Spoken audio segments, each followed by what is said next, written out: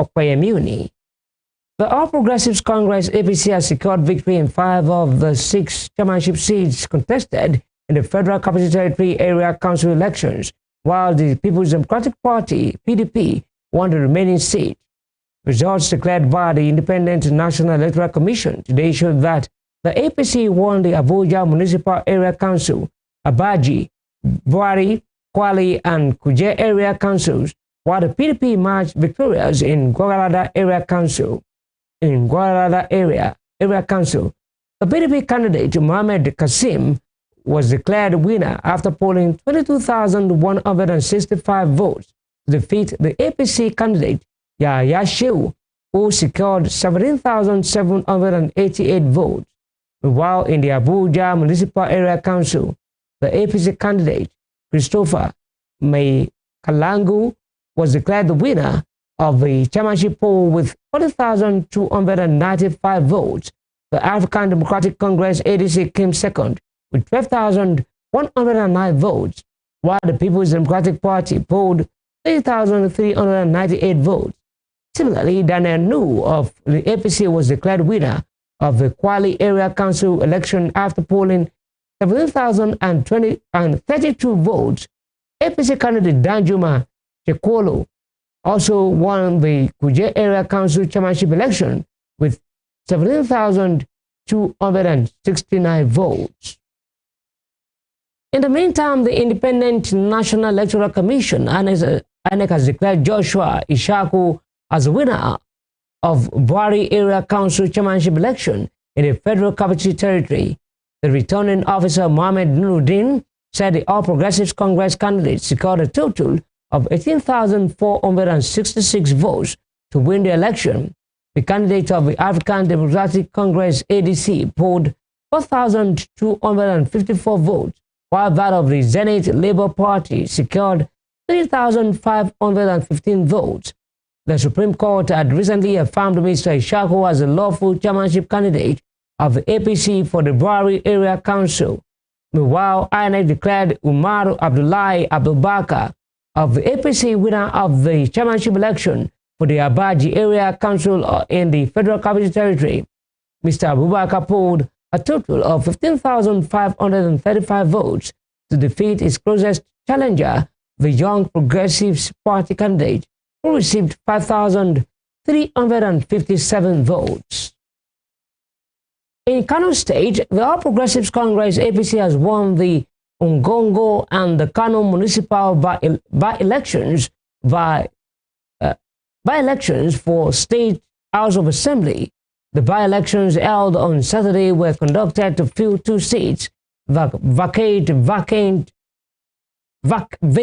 after 2 lawmakers died hours apart in December 2025. Both deceased legislators, members of the New Nigeria People's Party (NNPP), are the fathers of the winners of the by-elections. In Ngongo constituency, Aminu Saad, the APC candidate, secured 8,975 votes to win the election. In Kano Municipal, Aliyu Nabil Daneji of the APC polled 7,484 votes to emerge victorious. 3 major opposition parties, the People's Democratic Party (PDP), the NNPP, and the African Democratic Congress (ADC), were absent from the ballot papers in the by-election. Kano State Governor Abba Yusuf defected from the NNPP to join the APC earlier this year. The People's Democratic Party (PDP) has inaugurated a special legal team to handle election petitions arising from the February 21, 2026 area council elections in the Federal Capital Territory. This comes as the opposition party congratulated its candidates who emerged winners in the chairmanship and councillor elections. In a statement by the party's National Publicity Secretary, Ini Ememobong, the PDP acknowledged the victories, noting that the number of wins was lower than expected, but significant given the alleged irregularities during the polls. Ememobong claimed that there are reports and video evidence indicating voter intimidation and unlawful conduct will influence the outcome of elections. To address complaints and litigations arising from the polls, The party has set up a legal team headed by its national legal advisor, Shafi Barrao. The statement urged the candidates with legitimate grievances to contact the legal advisor promptly, as delays could jeopardize their chances in election petition cases. In the meantime, the Minister of Aviation and Aerospace Development, Festus Keyamo, has criticized opposition parties over their reactions to the outcome of the Federal Capital Territory Area Council elections, accusing them of undermining the credibility of the process. Keyamo, in a post on X on Sunday, dismissed allegations of widespread irregularities, describing the opposition's claims as baseless and exaggerated. The minister argued that the complaints being circulated by opposition figures were not sufficient to discredit the overall conduct of the elections. He further maintained that even if more units were affected, the scale would still be insignificant compared to the total number of polling units. Keyamo also accused the opposition of attempting to incite public discontent through their rhetoric. The minister stressed that opposition parties only accept election outcomes when they are favorable to them. His comments come amid criticisms and objections raised by some opposition parties, particularly the African Democratic Congress, following the announcement of results in part of the FCT.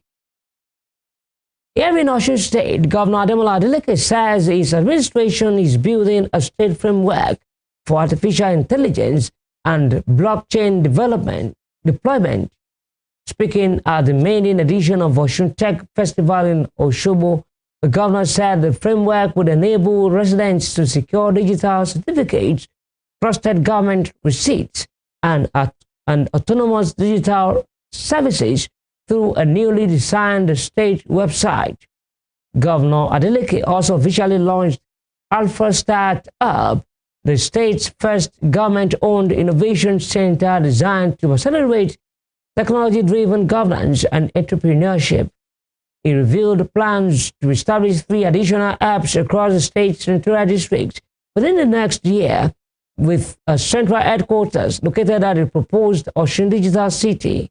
Reflecting on the state's progress since he took office in November 2022, the governor stated that his administration inherited a largely analog system lacking ICT policies or digital infrastructure.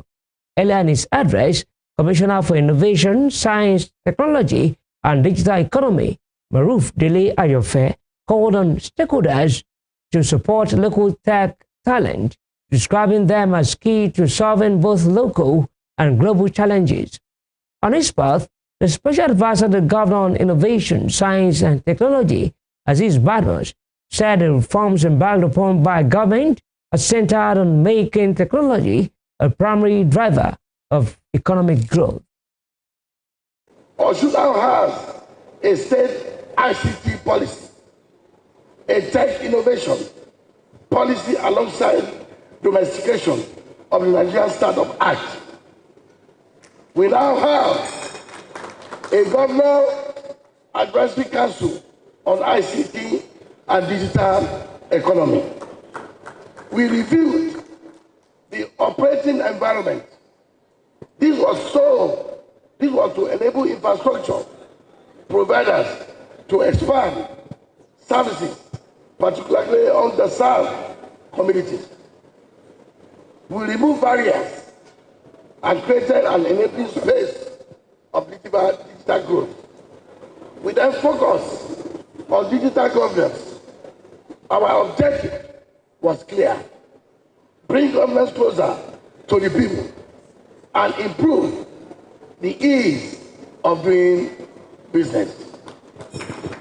We are building a supportive ecosystem where homegrown talents can thrive and compete favorably on the global stage. As we celebrate innovation today, I urge you all to also look forward to the Osun Tech Talent Program that is coming on soon. Events like this sparks innovation, ideas, and also bring together investors that can help spark digital creativity, and also in general the economic growth, because the more founders you have, the more the more economic engagement you get, because yeah, whether we like it or not, they are going to also it's more of a circular economy within the system.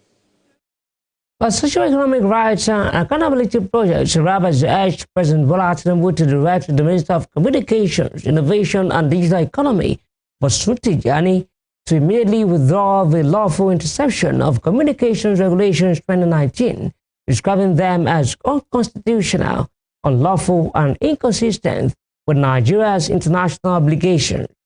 The organization also called on the president to initiate a transparent and inclusive legislative process to ensure that any lawful interception framework complies with constitutional safeguards, judicial oversight requirements, and Nigeria's international human rights obligations. According to a statement by the organization's deputy director, Kolawole Oluwadare, Sirab's request followed allegations by former Kaduna State Governor Nasiru El-Rufai by the National Security Advisor Nuhu Ribadu had his phone conversation intercepted. Sirab said that it would take legal action if its recommendations were not implemented within 7 days of receipt or publications of a letter. The Chief Justice of Nigeria, Kudirat Kekereekun, will on Wednesday swear Justice Joseph Oyewole as the Justice of the Supreme Court of Nigeria.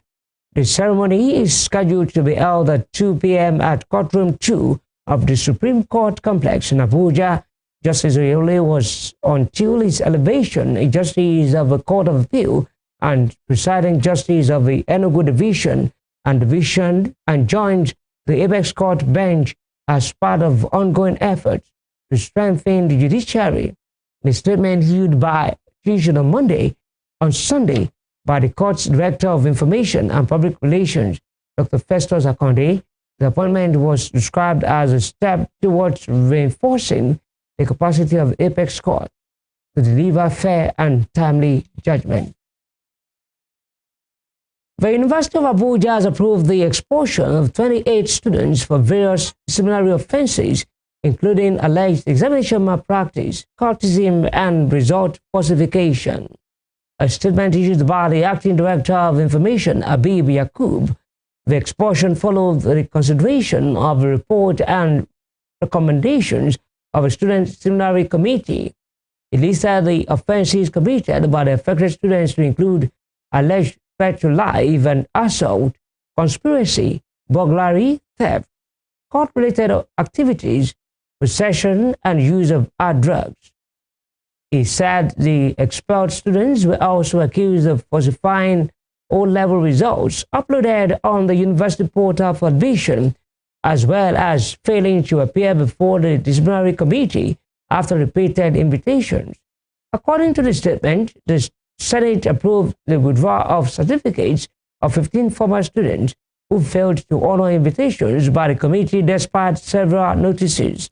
The Senate exonerated 9 students after investigations and warned 33 other students over various infractions, including conspiracy, postal racketeering, and fighting. The National Agency for Food and Drug Administration and Control, NAFDAC, has uncovered a warehouse stocked with banned, fake, and unregistered cosmetic products valued at over 3 billion naira in Lagos State. The facility, concealed within an uncompleted building at the Apt Trade Fair Complex in Ojol local government area of Lagos State, was discovered during routine enforcement operations. In a statement posted on its X handle on Sunday, the agency described the all as one of its most significant seizures in recent times, stating that large quantities of prohibited skin lightening and medicated soap products known to pose serious health risks were found. It added that the warehouse manager has been invited for further questioning as enforcement actions continue. NAFDAC warns that the sale and use of products pose serious health risk to consumers. Still to come, NDLEA operatives arrest Lagos real estate developer with drug. We'll bring you more on this when we return.